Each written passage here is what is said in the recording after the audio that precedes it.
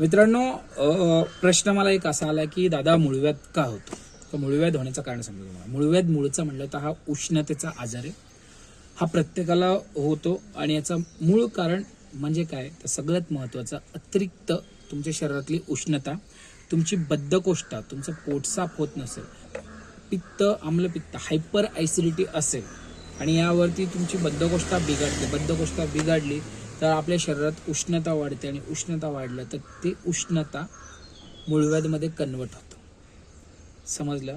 आता महिलांना मूळव्याध डिलिव्हरीमध्ये त्यांना जे पदार्थ खायला घालतात किंवा काहींना स्पायनल कॉर्डमध्ये जे इंजेक्शन्स देतात की डिलिव्हरीच्या वेळेस, तर त्याची पण उष्णता वाढून तेव्हा मोस्ट ऑफ महिलांना मूळव्याध हा डिलिव्हरी नंतरच होतो.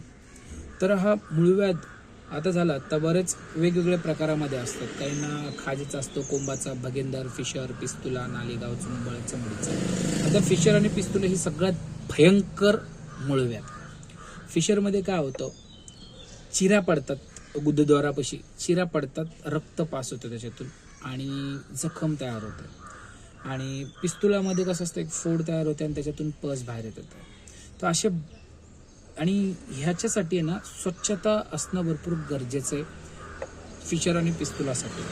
बाकीचं कोंबाचं, भगेंदर, कोंब, रक्त पडणं हे तर लवकर ठीक होतात, पण फिशर आणि पिस्तुला हा लवकर ठीक होत नाही. त्याला भरपूरच करावं लागतं आणि बरेच जण दुर्लक्ष करतात आणि काही लोक ऑपरेशनही करतात. आता ऑपरेशन कसं केलं जातं तेही सांगतात, जेवढं दिसतं तेवढंच कट करतात, बाकीच्या शरीरामध्ये तसंच राहतं.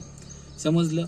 मग झाडाच्या नुसता फांद्या कापून झाड नष्ट होत नाही. झाडाला नष्ट करायचं असेल तर त्याला मुळासकट काढावं लागतं.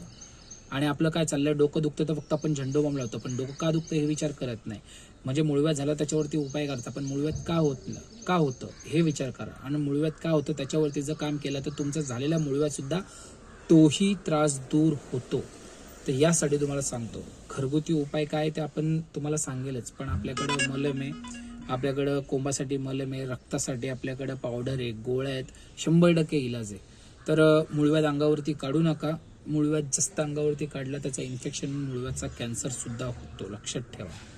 मग मूळव्याधाबाबतीत तुम्हाला अधिक काही माहिती हवी असेल तर इथं कमेंटमध्ये किंवा माझा नंबर देतो, त्याला तुम्ही कॉल करा आणि मूळव्याधाबद्दल चौकशी करू शकता. किंवा तुम्हाला मूळव्याधचं औषध पाहिजे असेल तर मला संपर्क करा, तुम्हाला मूळव्याधचं औषध पाठवून देईल. जय महाराष्ट्र. आणि हा व्हिडिओ जास्तीत जास्त लोकांपर्यंत शेअर करा, जेणेकरून त्यांच्या मूळव्याधचा त्रास दूर व्हायला पाहिजे. आणि मित्रांनो, आपल्याकडं मूळव्याधावरती 100% उपाय आहे. ठीक आहे. जय महाराष्ट्र.